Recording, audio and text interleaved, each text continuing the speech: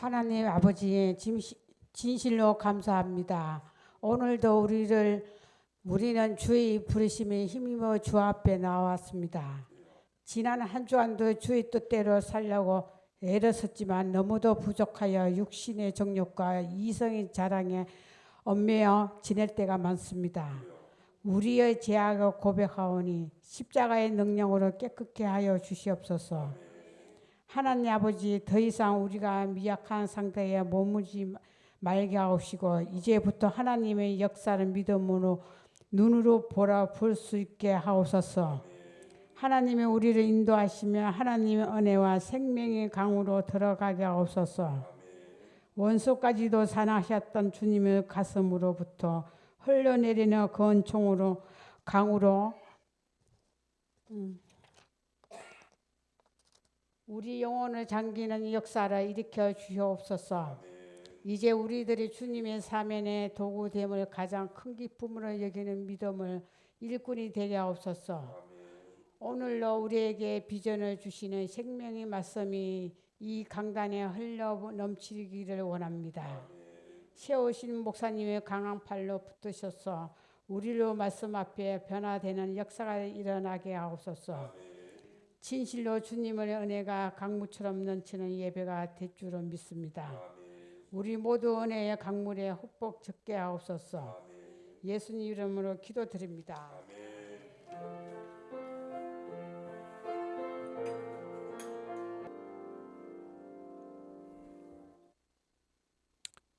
오늘 우리가 함께 은혜 받으실 하나님의 말씀은 마태복음 5장 17절부터 20절까지 말씀입니다. 우리 다 일어나셔서 하나님의 말씀을 한 목소리로 다 함께 읽겠습니다.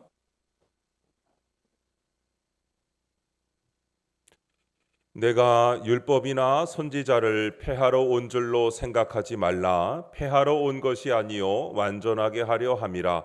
진실로 너희에게 이르노니 천지가 없어지기 전에는 율법의 1.1획도 결코 없어지지 아니하고 다 이루리라. 그러므로 누구든지 이 계명 중에 지극히 작은 것 하나라도 버리고 또 그같이 사람을 가르치는 자는 천국에서 지극히 작다 일컬음을 받을 것이요 누구든지 이를 행하며 가르치는 자는 천국에서 크다 일컬음을 받으리라. 내가 너희에게 이르노니 너희 의가 서기관과 바리새인보다 더 낫지 못하면 결코 천국에 들어가지 못하리라. 아멘. 잘 오셨습니다. 반갑습니다. 축복합니다. 서로 인사하겠습니다. 오늘은 특별히 교회 오는 게 굉장히 힘들었던 날이셨을 것 같아요. 물론 여기 한성 아파트 사시는 분들은 그냥 오시면 되는 아주 특혜가 있지만 그렇지 않은 분들은 한성 아파트 쪽으로 오는 것 자체를 막 사람들이 노란색 옷 입고 막 막고 있잖아요. 그래서 저는 아까 차량 운행하고 권사님 모시고 들어오는데 목사라고 해도 안 들여보내주더라고요. 깜짝 놀랐어요. 예배드리러 가야 된다니까 덩치 큰 젊은 분이 군에서 막아서 안 된대요. 그래서 저 목사라니까요. 저 안 가면 예배 못 드려요. 안 된대요. 그랬더니 옆에 인상 좋은 얼굴 넓적한 남자분이 그분은 교회를 좀 잘 아는 분인 것 같아요. 그분이 슬쩍 그분 이렇게 옆으로 밀고 들어가시라고 얼른 살살 들어가시라고 해서 들어왔습니다. 네, 여러분도 아마 저 못지않게 힘들었을 것 같고 목사도 안 들여보내주는데 성도님들이야 오죽했을까 하는 그런 날입니다.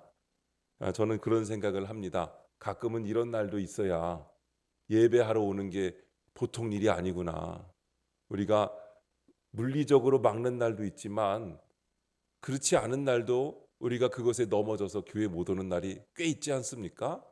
하나님께서 이런 날도 우리에게 주셔서 교훈을 주셨다 이런 생각을 합니다. 오늘은 율법의 완성 예수 그리스도라는 제목으로 말씀의 은혜를 함께 나누겠습니다. 제가 아는 목사님이 다른 지역에서 오신 한 성도님 가정을 신방했는데 황당한 일이 있었다고 합니다. 신방을 마치고 같이 식사를 하다가 자연스럽게 음식 이야기가 나왔답니다.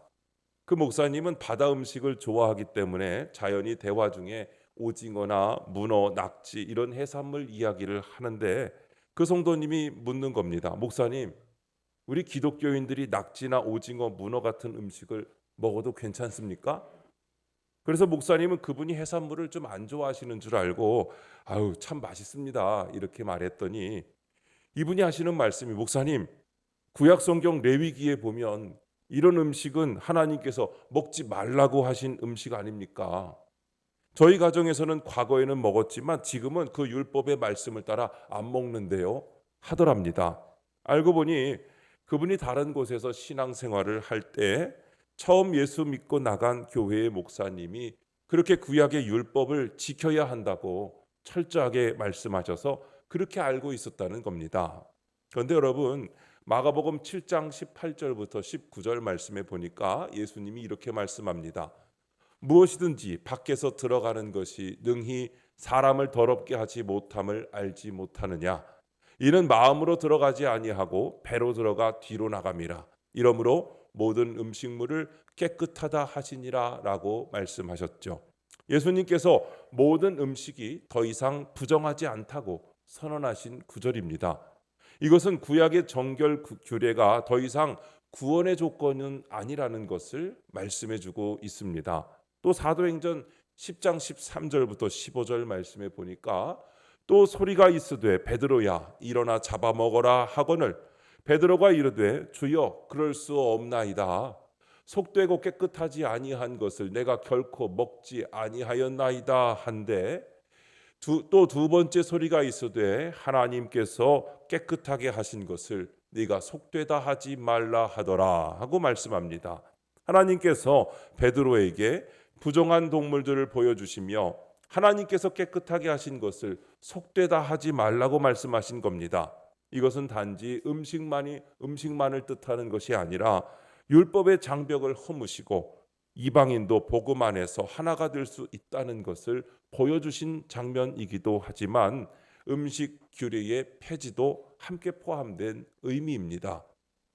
사실 구약의 음식 규례는 이스라엘 백성에게 거룩함을 구분짓기 위한 상징적인 규례였고 예수 그리스도의 십자가 이후에 우리는 율법 아래가 아니라 은혜 아래에 있는 줄로 믿습니다.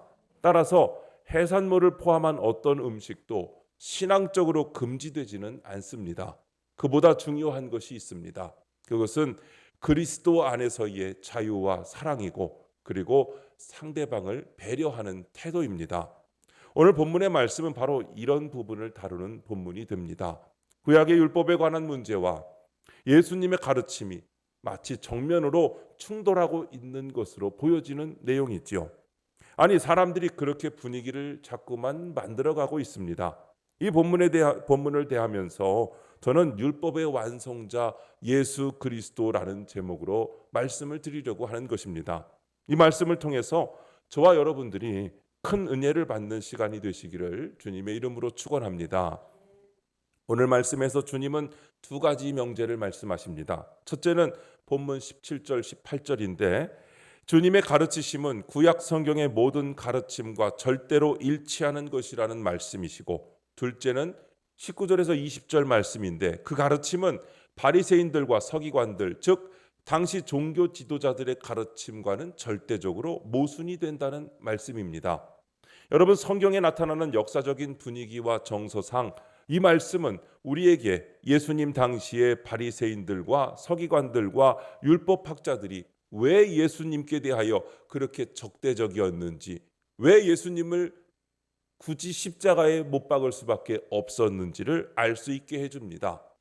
그들이 무엇 때문에 주님을 그렇게 미워하고 그리고 수단과 방법을 가리지 않고 십자가에 못 박으려 했는지 주님이 왜 그렇게 모든 괴로움과 오해를 받으셔야 했는지를 설명해 주고 있습니다. 이 말씀을 통해서 우리 주님은 이 땅에 오셔서 천국의 복음을 가르치셨지만 그 복음에 방해가 되는 거짓 가르침을 분명하고 확실하게 비난하셨다는 사실을 우리는 깨달을 수가 있습니다. 사도 바울도 그랬습니다.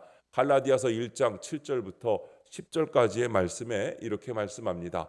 다른 복음은 없나니 다만 어떤 사람들이 너희를 교란하여 그리스도의 복음을 변하게 하려 함이라. 그러나 우리나 혹은 하늘로부터 온 천사라도 우리가 너희에게 전한 복음 외에 다른 복음을 전하면 저주를 받을지어다. 우리가 전에 말하였거니와 내가 지금 다시 말하노니 만일 누구든지 너희가 받은 것 외에 다른 복음을 전하면 저주를 받을지어다. 이제 내가 사람들에게 좋게 하랴 하나님께 좋게 하랴 사람들에게 기쁨을 구하랴 내가 지금까지 사람들의 기쁨을 구하였다면 그리스도의 종이 아니니라 했습니다. 사랑의 사도라는 바울이 다소 과격하게 보이도록 이런 말씀을 한 것은 왜 그랬을까요? 그것은 그리스도의 복음이 사람들의 이성과 철학으로 오염되는 것이 너무나 나쁘기 때문이었습니다. 여러분, 그런데 이것은 현대의 교회에서도 마찬가지입니다. 사람들은 하나님의 말씀까지도 자신이 받아들이기 좋아하는 내용이면 아멘 그러면서 잘 받아들이는데 자신들이 보기에 거북하게 생각되는 것은 싫어하는 말씀이라면 이거는 잘 받아들이지 않으려는 경향이 있습니다.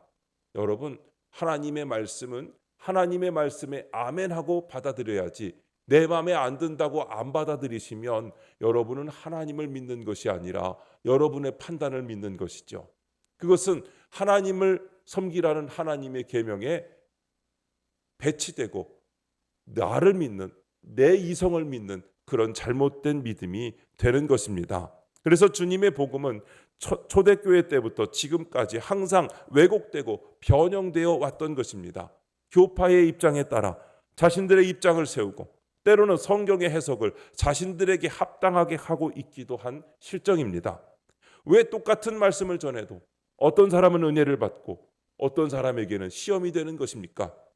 말씀을 대하는 중심이 자신에게 있어서 그렇습니다. 그 판단과 그 생각이 자신이 주체가 되어서 해석하고 받아들이기 때문에 그런 것입니다. 성도 여러분, 우리 주님께서 말씀하시기를 본문 20절 말씀에 내가 너희에게 이르노니 너희 의가 서기관과 바리새인보다 더 낫지 못하면 결코 천국에 들어가지 못하리라 하셨습니다. 바리새인과 서기관들이 어떤 사람들입니까? 그들은 요즘 말로 하면 신학대학 교수님들이거나 또 목사님들 중에 그런 종교 지도자들을 가리킵니다. 그들은 당시 최고의 엘리트 지식인들이고 또한 사회적 정치적 지도자들이었습니다. 당시에는 종교와 정치가 분리되지 않고 하나로 되어 있었기 때문에 그들이 사회에 미치는 영향력이란 요즘 목회자들에게는 될 것이 아닙니다. 그야말로 권위 있는 사람들이었습니다.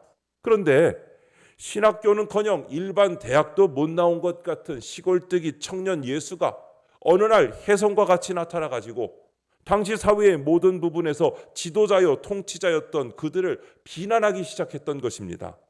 주님은 당시 사회의 정상적인 경로를 따라 그들의 지도자나 선생으로 오신 것이 아니었지요. 대제사장의 가문에서 태어나서 최고의 종교교육을 받고 성전에서 하나님을 섬기는 훈련을 받은 사람들이 랍비가 되는 법이었는데 예수님은 나사렛이라는 소외당한 땅에서 목수의 아들로 등장해가지고는 고상한 지도자들을 상대하지 않고 세리와 죄인들과 어울려 식사를 하시고 창녀와 7 귀신 들린 여자들 그런 분들을 가까이 하고 있으니 그러면서 대제사장들과 바리새인들의 가르침을 책망하셨던 것입니다. 그는 당시 사회의 종교적 규칙과 관습을 준수하지도 않으셨을 뿐만 아니라 심지어는 고의로 그것들을 깨뜨리는 것처럼 보였던 것이죠. 예수님이 하나님 나라의 복음을 전할 때에 사람들이 믿어지지가 않아서 한 말을 살펴보면 마가복음 6장 2절부터 4절에 이렇게 말씀합니다. 안식일이 되어 회당에서 가르치시니 많은 사람이 듣고 놀라 이르되 이 사람이 어디서 이런 것을 얻었느냐? 이 사람이 받은 지혜와 그 손으로 이루어지는 이런 권능이 어찌 됨이냐? 이 사람이 마리아의 아들 목수가 아니냐? 야고보와 요셉과 유다와 시몬의 형제가 아니냐? 그 누이들이 우리와 함께 여기 있지 아니하냐 하고 예수를 배척한지라. 예수께서 그들에게 이르시되 선지자가 자기 고향과 자기 친척과 자기 집 외에서는 존경을 받지 못함이 없느니라 하시며 라고 말씀합니다. 자, 예수님의 출신을 아는 사람은 그를 인정하기가 어려웠습니다. 게다가 예수님은 사람들이 모세의 율법을 지키지 않는다고 의심하고 그를 책잡으려고 엿볼 때에도 전혀 동요하지 않고 행동하셨습니다. 마가복음 3장 2절에서 5절에 보니까 이렇게 말씀하죠.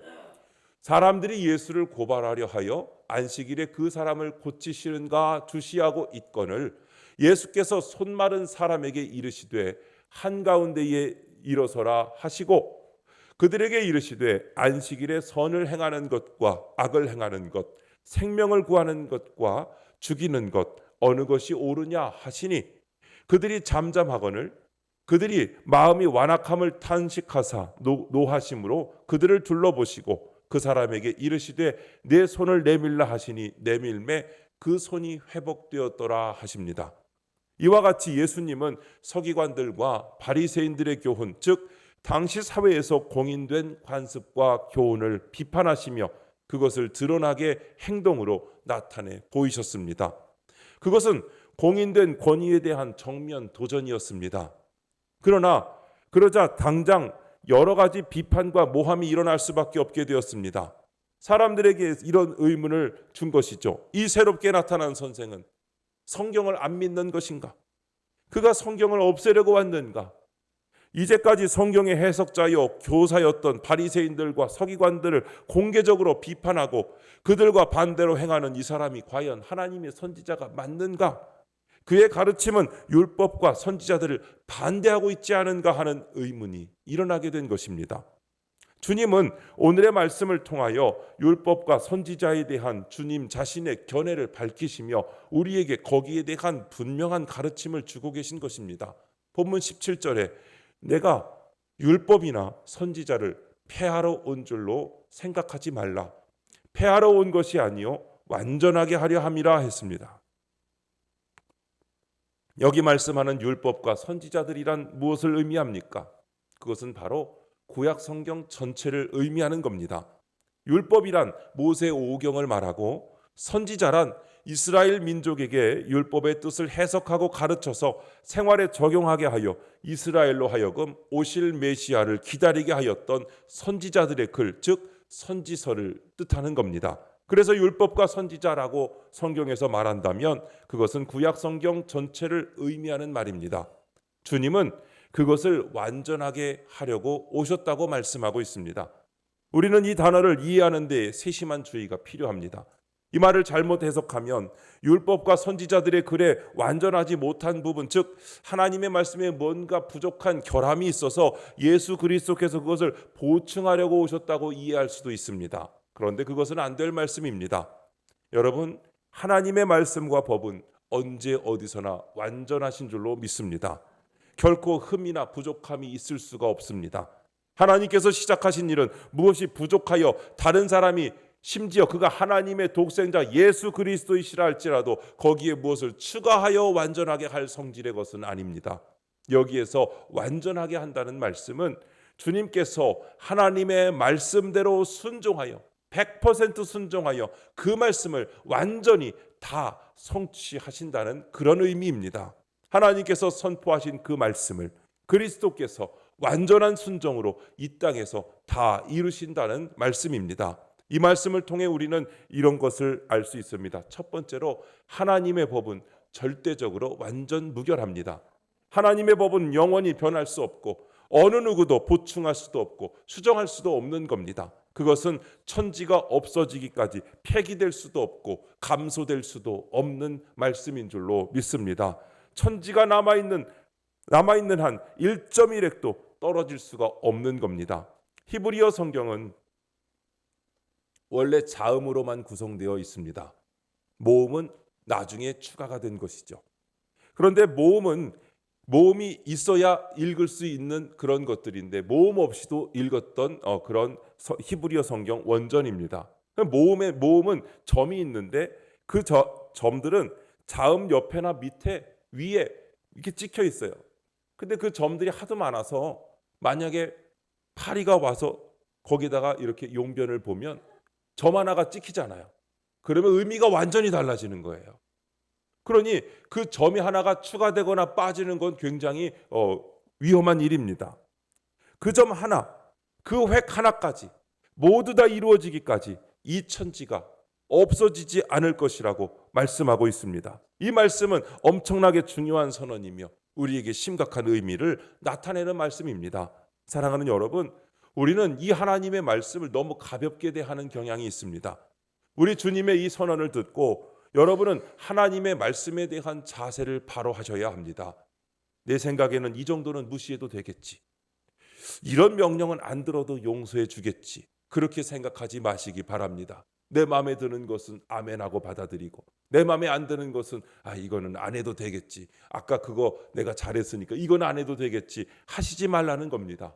계시록의 경고를 기억하시기 바랍니다. 요한계시록 22장 18절부터 19절에 보니까 내가 이 두루마리의 예언의 말씀을 듣는 모든 사람에게 증언하노니 만일 누구든지 이것들 외에 더하면 하나님이 이 두루마리에 기록된 재앙들을 그에게 더하실 것이요 만일 누구든지 이 두루마리의 예언의 말씀에서 제하여 버리면 하나님이 이 두루마리에 기록된 생명나무와 및 거룩한 성에 참여함을 제하여 버리시리라 하고 말씀하고 있습니다. 여러분, 하나님의 말씀은 1.1핵이라도 빠짐없이 성취될 것을 확실히 믿으시기를 바랍니다. 당장 지금 우리가 이해되지 않는다고 해서 하나님의 말씀이 하나님의 말씀에서 탈락되는 것이 아닙니다. 내가 이해 못할 뿐이지, 우리가 이해 못할 뿐이지 하나님의 말씀의 역사는 분명히 이루어지게 되는 것을 믿으시기 바랍니다.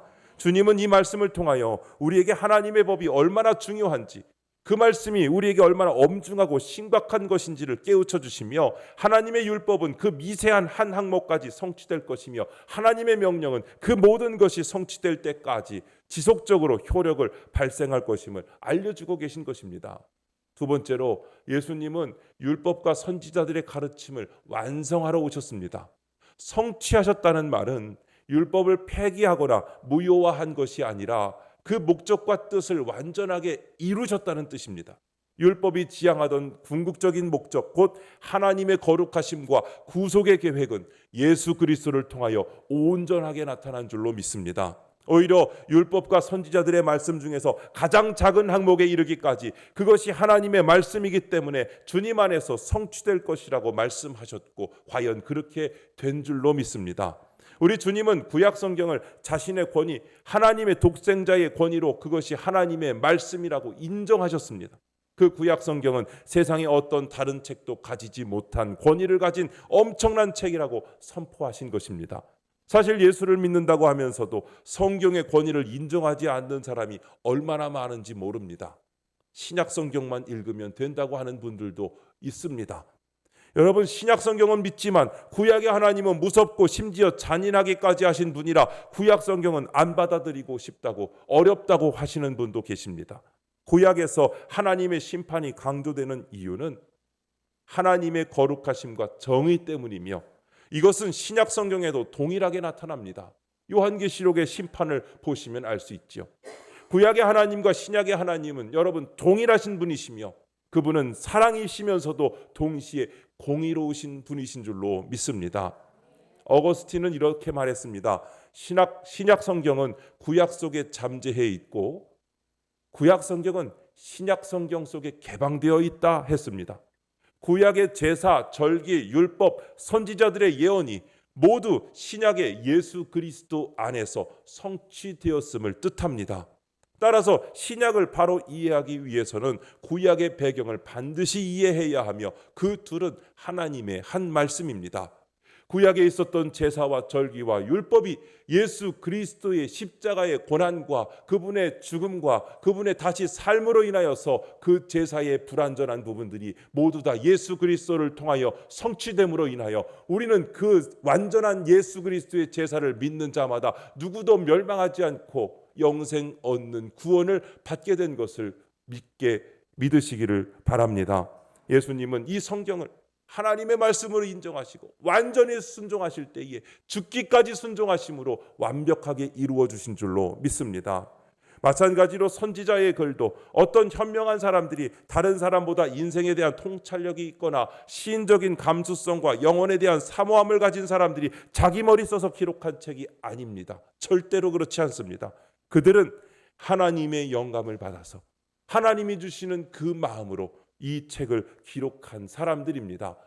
손으로 쓴 것은 사람이지만 그 성경이 기록된 것은 하나님의 영감으로 기록된 것이니 성경의 모든 저자는 하나님이신 것을 여러분 믿으시기 바랍니다. 저는 많은 사람들이 복음서나 바울 서신은 좋아하지만 모세오경과 구약의 서신서는 좋아하지 않는다고 말하는 것을 들은 적이 있습니다. 여러분, 그렇게 하시면 안 됩니다. 그것은 주님의 말씀을 반대하고 하나님을 대적하는 태도입니다. 율법이나 선지서는 단순히 고대인의 종교적 지혜가 아니라 예수 그리스도께서 직접 하나님의 말씀으로 인정하신 살아있는 말씀입니다.